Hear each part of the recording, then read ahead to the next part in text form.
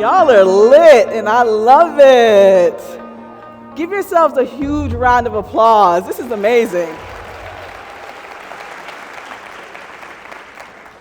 So, for 7 years, I was known as the Chief Popsicle of Feverish Ice Cream and Gourmet Pops, a gourmet popsicle manufacturing company that I ran with my really cute husband in Miami, Florida.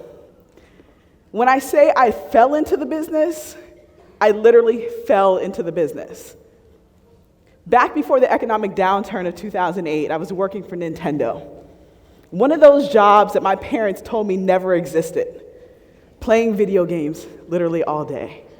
And getting you guys to play video games all day, that was my job. But more importantly, it was to bring video games to life so that you guys would buy them.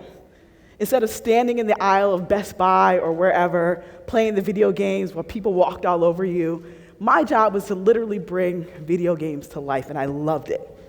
And if the economic downturn did not happen, I would not be on this stage speaking to you today. See, I loved my job, but there was something that I loved more than my job: desserts. Yeah, I love desserts. I love desserts so much, I got married at a hippie donut shop almost 10 years ago in Portland, Oregon. They're like, is she for real? Yes. And we got a platter of donuts to show for it. I love desserts. And so I had this idea. I was in Miami taking a break from work. My job was almost 100% travel. It was really crazy. So on one of these rare breaks that I had, I was at this party in Miami. And we were talking about how cool it would be to have like ice cream at this event. Mind you, this is before like gourmet food trucks. And so when an ice cream truck shows up to your party or your home, you're just like, this ice cream truck looks a little sketchy. Like the stickers are falling off.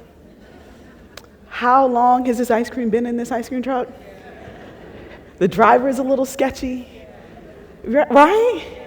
Like, why are you driving around my neighborhood at 10 o'clock at night? Are you still selling ice cream in there? What's going on? All these questions, right? Back in the day before gourmet ice cream and gourmet food trucks. And so when you had an upscale event and you wanted the nostalgia of having ice cream when you were a kid, you didn't think about inviting ice cream trucks. It was just a mixed bag. You never knew where you were going to get. But we were talking about it. We wanted ice cream. It was hot, like it's always hot in Miami. And I kid you not, I walk out of this party, and I hear ice cream truck music. And I start running after this ice cream truck like a 5-year-old kid with a pocket full of nickels. Y'all know what happened next, right? I fell flat on my face, chasing after this ice cream truck in heels.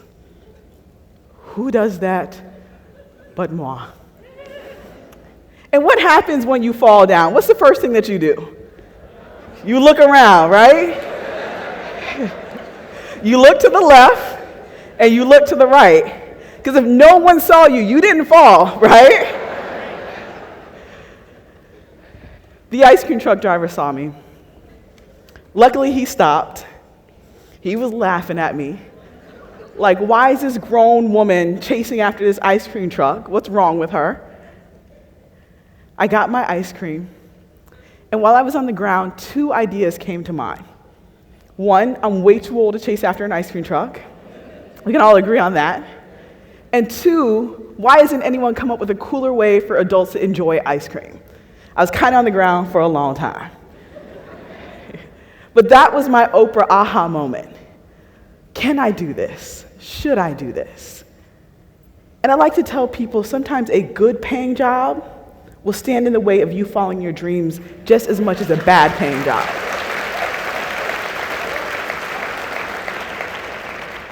I had to say that one more time.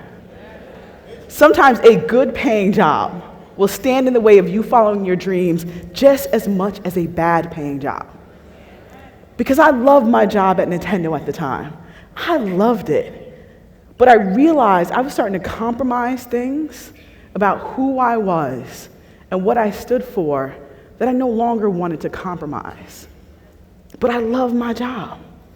And so if the economic downturn of 2008 didn't happen, I might be still there, trucking along, with this binder full of ideas about ice cream and my dreams about ice cream and popsicles, and my travels to Mexico and everywhere else, trying ice cream all over the place, but not just like finally saying, I'm going to do it. I'm a scrappy entrepreneur. I've been a scrappy entrepreneur all my life. I've been a scrappy entrepreneur before I could even spell the word entrepreneur. I was like, preneur? How do you spell this? That's me. And so I love working with my hands, getting gritty, and figuring things out. When I was a kid, my two favorite TV shows was MacGyver, right? MacGyver, come on. And my other favorite movie was Boomerang with Eddie Murphy, right? I was like, he's in that room doing all these presentations. I don't know what he's doing, but that's what I want to do. But I love MacGyver because I feel in my bones, and nobody can tell me differently, and that's why I'm in the tech space, that I can solve any problem in this world with my iPhone, some paper clips, a rubber band, right? And so I decided to move back to Florida. Move back to my parents' house at 25 years old. And not only did I move back, I brought my husband with me. And my parents have always been supportive of my dreams. My brother Will, who's an author and a comedian and a video production like ninja, one of the first people actually to go viral on YouTube. So if you guys find him, I'll make sure you introduce him and bombard him. But my parents have always been supportive of whatever wacky idea my brother and I came up with, which is really cool and extremely important because you need that. You need a team of supportive ninjas around you, right? Not friends and mentors, they are important, but you need ninjas.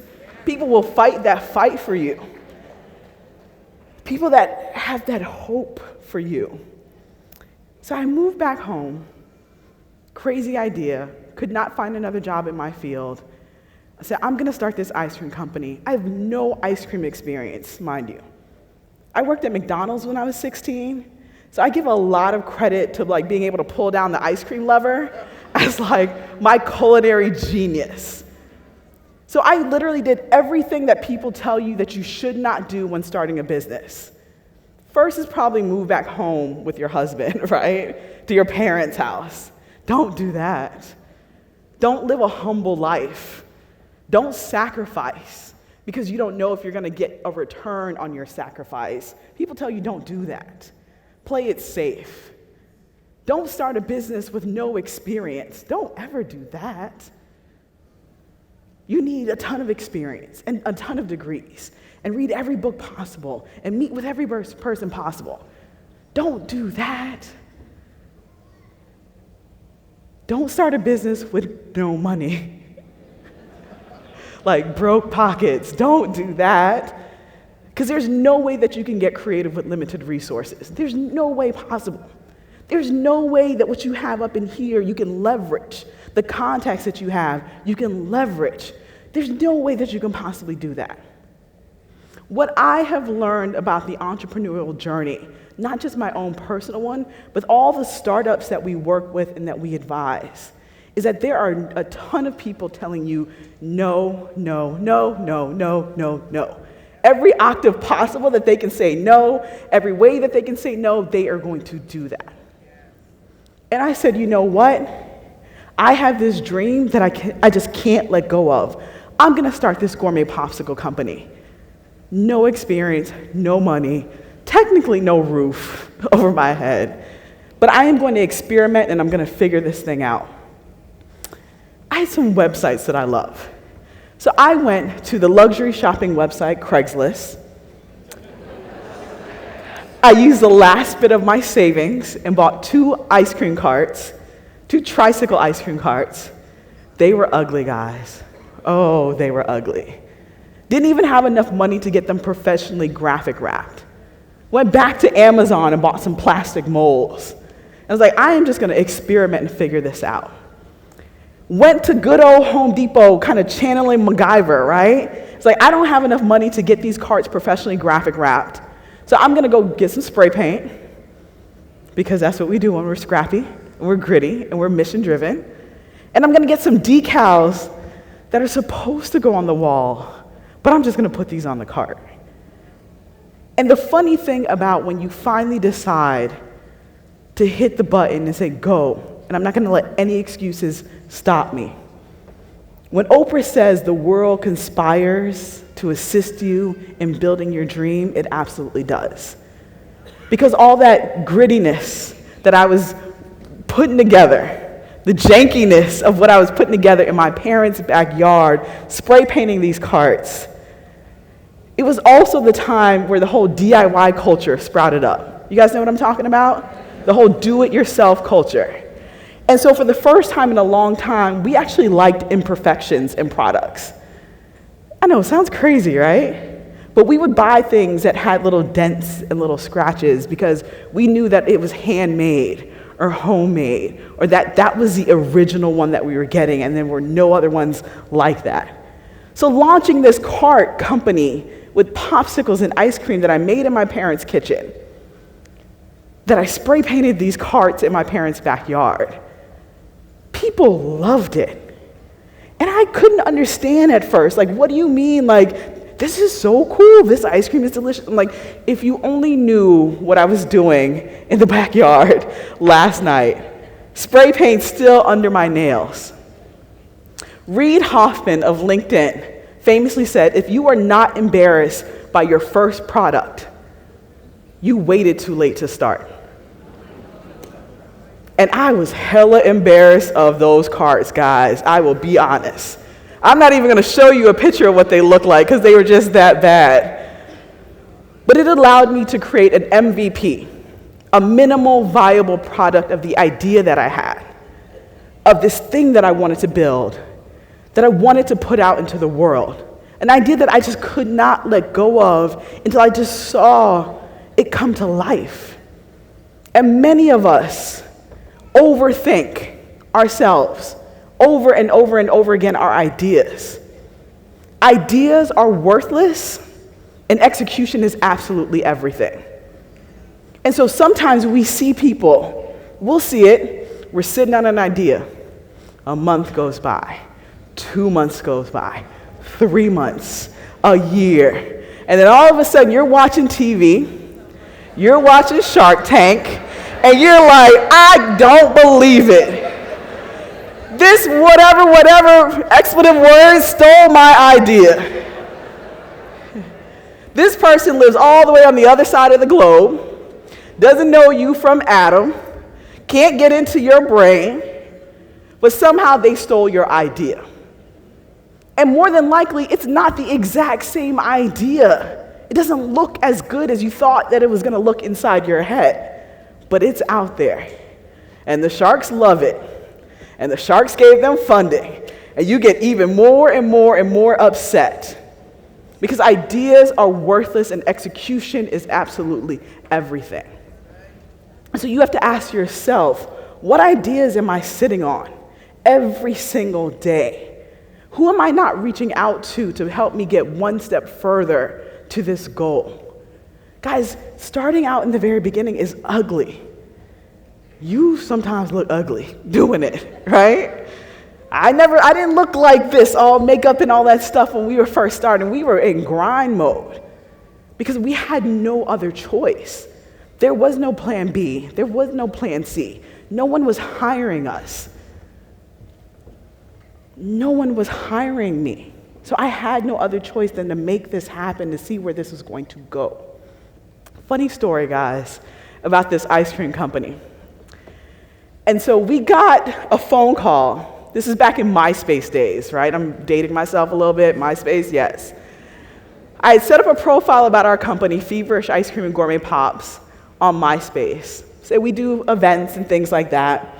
I really didn't want to be a neighborhood ice cream truck because, one, if you know anything about the mobile vending industry, it's kind of gangster, y'all.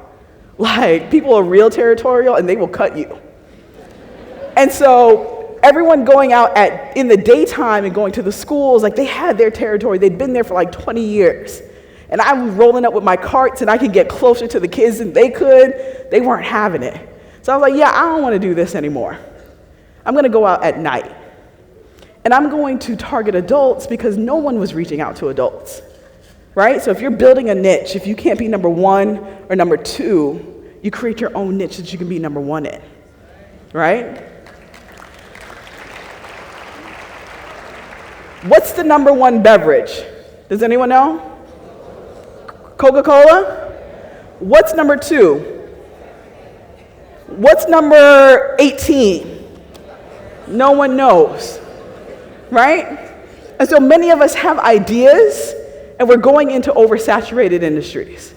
And sometimes if we just dig one level deeper, we'll find something that we can win a gold medal in. But most times we won't do that work. And so I'm like, hey, you know what? It's gangster here. I get it. Y'all want to own the kids. Fine. We're going to go out at night. We're going to go out to nightclubs. We're going to go to fashion events. We're going to go to parties. We're going to go to everywhere that people like my age hang out. Because once they drink, they want something to eat. It was like simple math there. But moreover, I wanted to create a lifestyle brand and not just like a food product. I also wanted to do catering. Because I'm like, hey, we can sit out here all day at a farmer's market or whatever, or someone can hire us for 2 hours, buy a few hundred or buy a few thousand bars, and we're good. I said, that's what we're going to do. So I set up this profile on MySpace, and the phone rings. And it's a funny thing about the phone ringing, because a lot of times we pray on things, we want things to happen, we pray on things some more, and then when that thing happens, we don't know what to do. Because most times we plan more about how we're going to deal with our failure than how we're going to prepare for our success.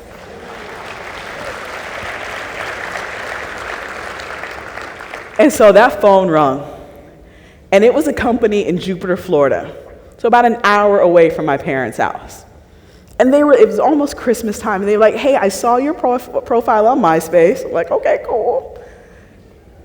And we want you to come and supply your popsicles and ice cream for our office party. It's our holiday party. And I was like, okay, we can do that. We've been doing that for a while. Mind you, this is like the first time the phone rung, right? And she was like, 500 employees. I'm like, okay, cool, we can definitely handle that. And she's like, okay, what do you need? Do you need like a deposit or? Yes, I was just getting ready to say that. We need a deposit, 50% to be exact.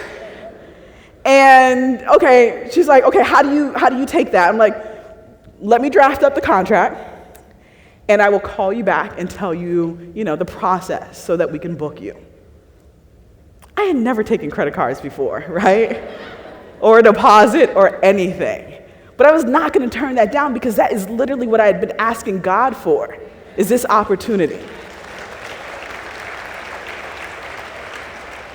And a really good mentor of mine said, if you can do something, you say yes, and then you figure it out, right? Guys, the story gets so much crazier. So we were preparing for this. It had been a few weeks before the actual event. And a week before the event, she calls. We got the deposit. We're doing good. 500 people, yes. We ready, right? And she was like, oh, I forgot to ask, do you guys have an ice cream truck? Because we really actually want an ice cream truck. And I was like, man, I don't know if this is what God was saying about being prepared and what my mentor said about like saying yes. And I was like, we got an ice cream truck. And I went back to the good old luxury shopping website, Craigslist, and I found a Chevy P30 ice cream truck. Y'all, that truck was 30 years older than me. That's what the 30 stood for. And I used the money and I bought this truck off of Craigslist, went back to Home Depot, spray painted that truck. We had it, it was working pretty well. I know nothing about automotive anything.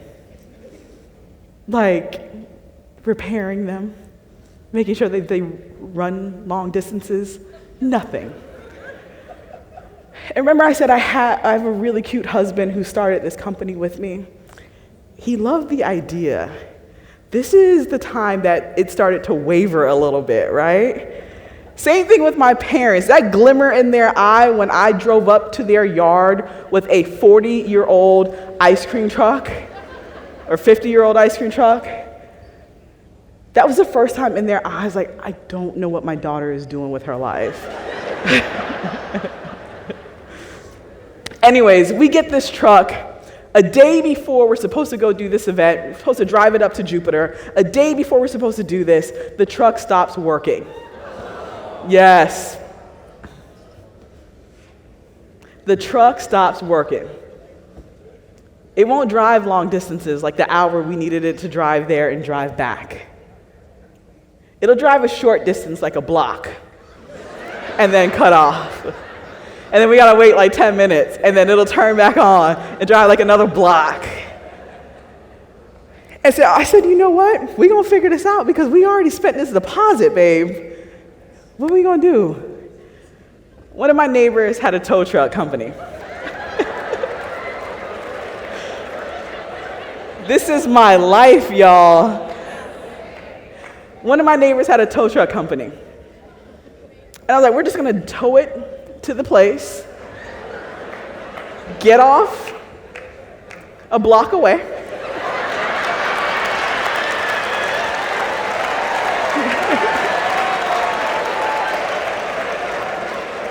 we're gonna drive this truck that block, serve this ice cream, babe, and we're gonna get back on that truck, get it back on that tow truck, head back to my parents' house and cash that check, right?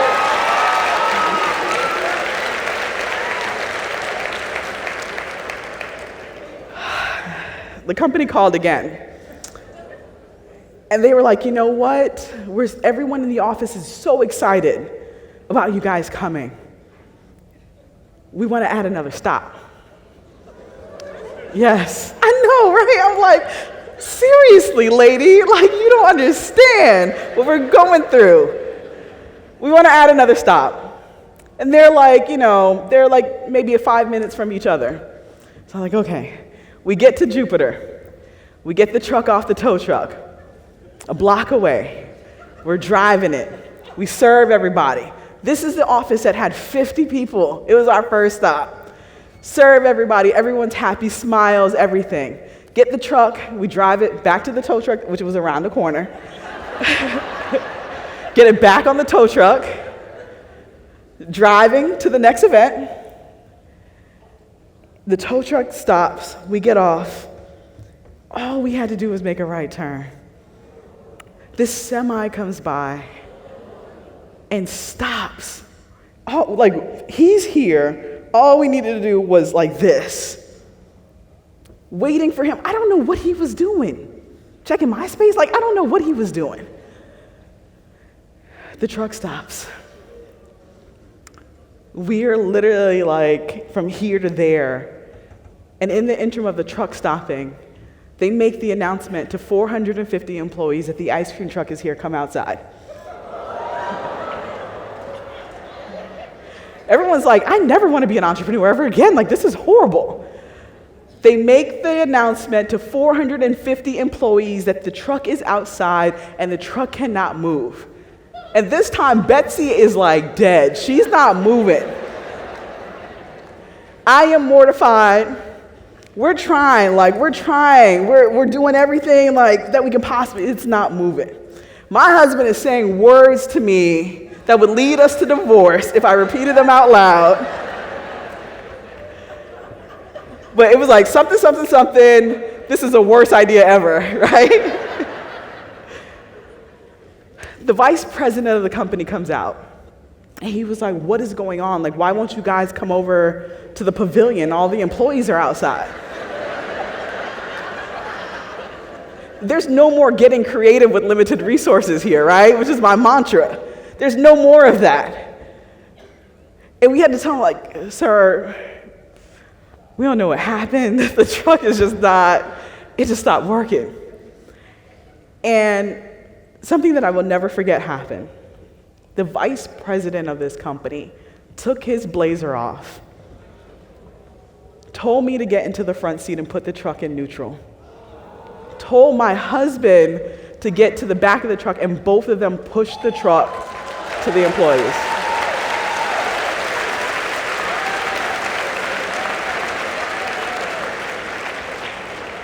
I was mortified, y'all. You talk about being embarrassed and wanting to quit. I don't think anybody would have blamed us for quitting that day, right? We served all 450 people with like a half smile, like smiling because you can't not smile for ice cream, right? But mortified because every other employee was like laughing at us and throwing jokes and like all these different things. My husband, who at the end of May I will be married to for 10 years, quit that day. On that truck, he was like, I am done. I'd rather go work back at Subway, which was his job when he was 16, than deal with your foolishness and this truck. Guys, that company was our client every year for the 7 years that we ran that company until we sold it.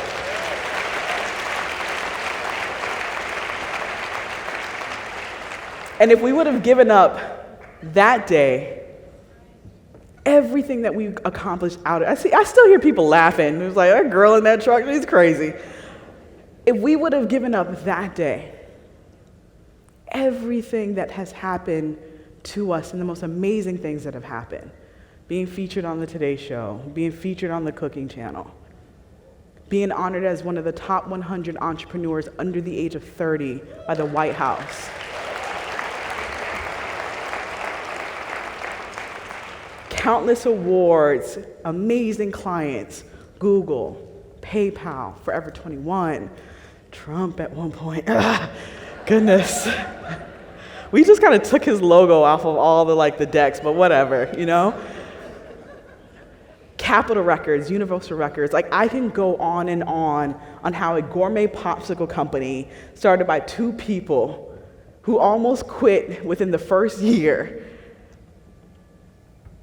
All the clients, all the amazing employees that we hired, some we fired, but we hired, and the thousands of clients that we had and the thousands of people that we served in our stores with our carts, none of that would have happened if we quit that day.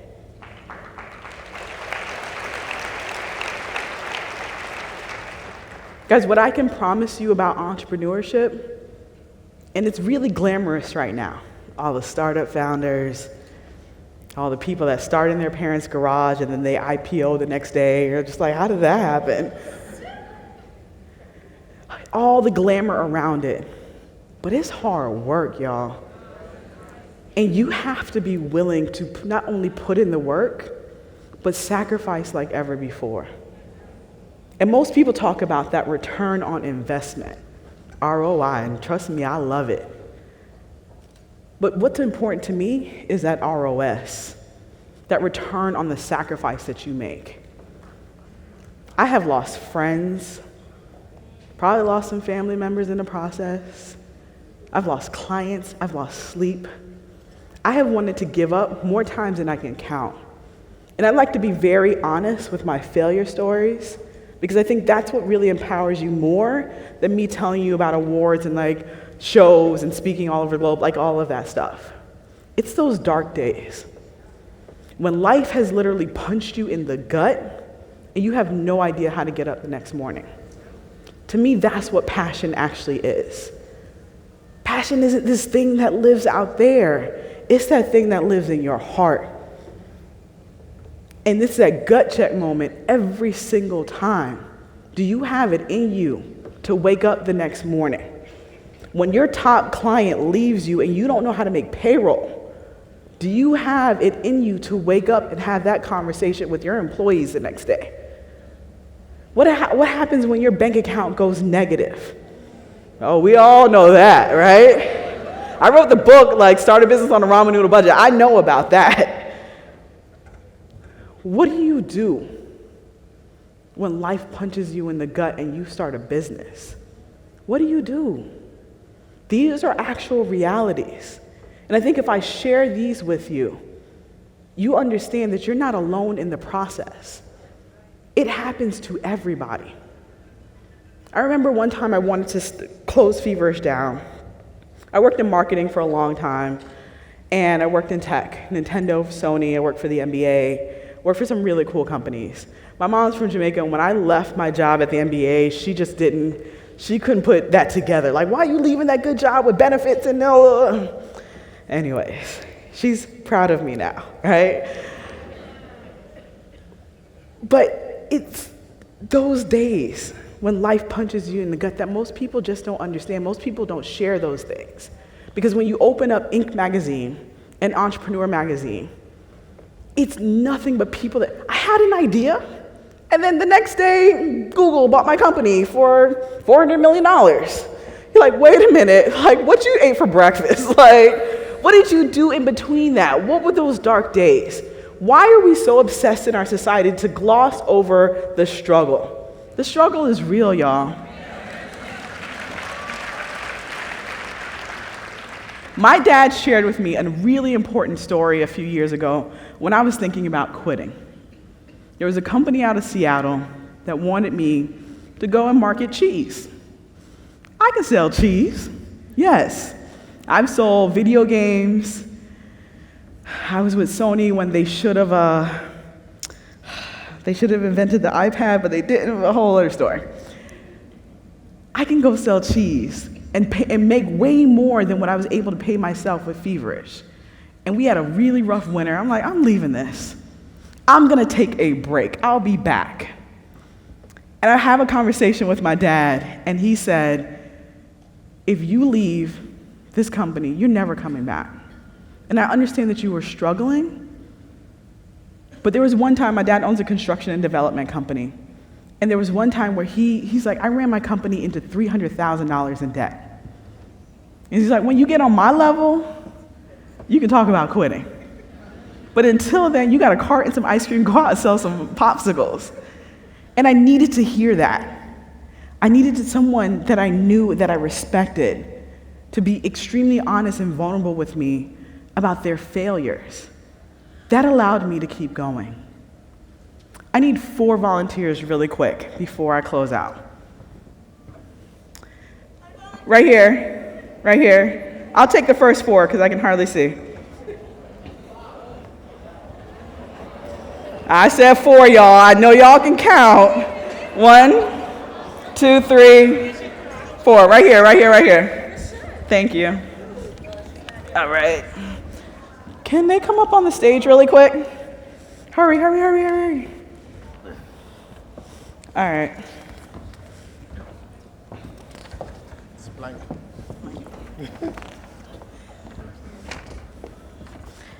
All right. So much about entrepreneurship is around like the idea, right? Having the idea, pitching the idea, selling the idea. You guys each have 30 seconds to make something that you can sell to me, starting now. Make something that we have now? Yeah, you have 30 seconds to make, actually you have 25 seconds now.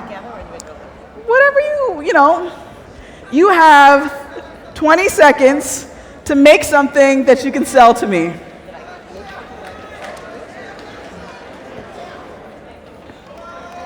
$15.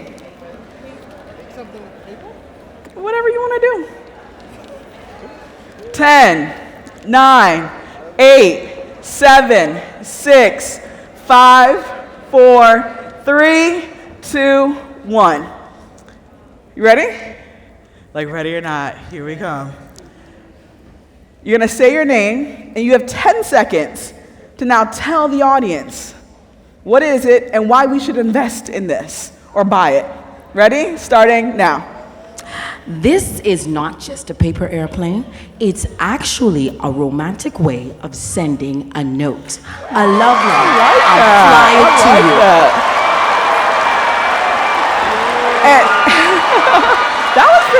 good. What's your name? What's your name? Kamisha Wells. Kamisha Wells? All right, right here. All right, what this is not just a traditional white paper fan. We have to sit down and keep our makeup fit, so we want to make sure we fan ourselves perfectly and look good while we're doing it. Okay. All right, what's your name? Alex Thompson. Alex Thompson. All right, right here, the only guy up on the stage holding it down for all the fellas in the room. Okay, They're like, you better come correct, bro. You better come correct. the pressure.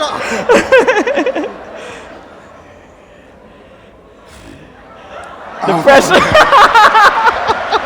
The pressure is deep, y'all. Come on, we're running out of time. 10 seconds, 10 seconds. Okay, this isn't just any funnel. This is a funnel that you can use to pour your rum in and just pour any and everything that you would always want to have in a funnel. Okay, your name. Andrew. All right. Last but not least. Janet Hinsey here. What I have in my hand is your to-do list. Ladies, busy mothers, busy dads, write that to-do list down for us. Our company will come and we will definitely do everything on this list for the right price. Thank you. Yo, sign me up, right? Listen, my to-do list is like a mile long. You sure? Because like, sign me up. All right, guys, really quick.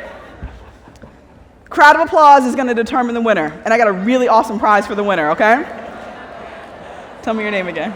Kamisha Wells. On three. There can only be one winner, y'all. Work with me. 1, 2, 3 for Kamisha. Okay. Tell me your name again. Alex Thompson.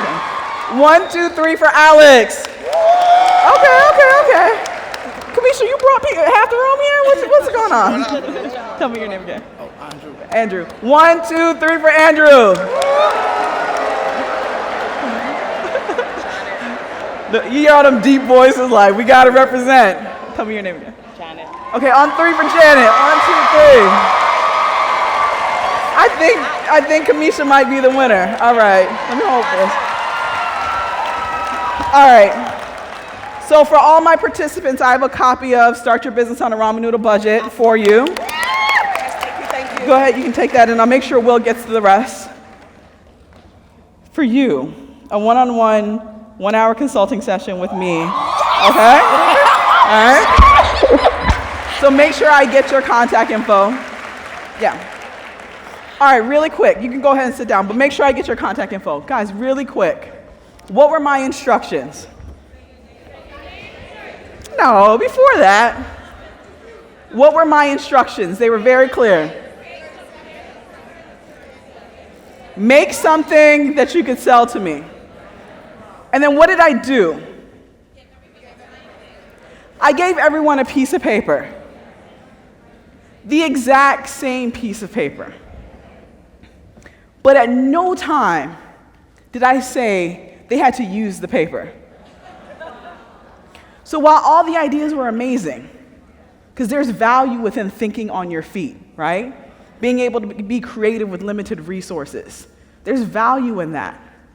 But what's happened so much when we talk about entrepreneurship and we talk about innovation, even the space that I work in tech, most times we come up with grandiose ideas. But most times we only innovate and create with what's handed to us. Most times we put ourselves in boxes.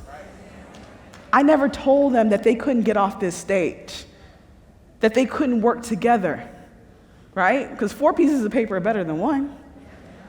I never told them that they couldn't sell me literally anything in this room, because if they got my laptop, I would give them my child to get it back. And so our failure to execute, our failures to innovate, but the areas of opportunity, the areas to create, the areas and the roadway to millions is doing the things that other people will not do. Is not asking for permission, but asking for forgiveness. Sometimes you don't ask for forgiveness at all because you hit it out the park. But what we cannot do, and what you will not do after you leave here, is continue to put yourselves in boxes. You guys have to promise me that.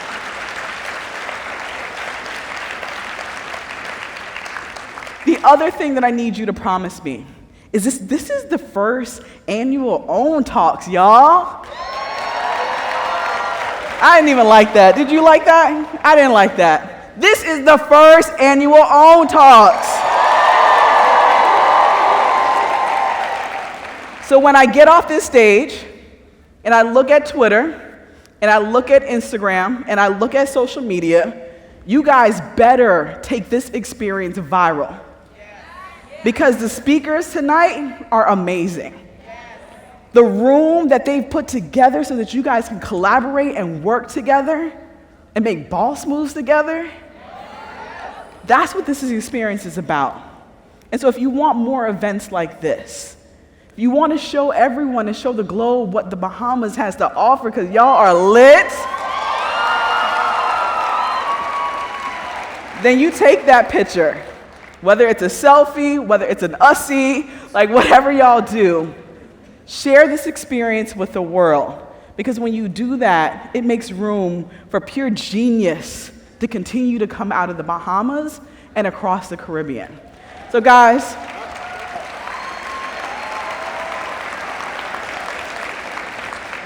my favorite quote, and I'm going to leave you with, I wake up every morning and say it to myself, is Felicia.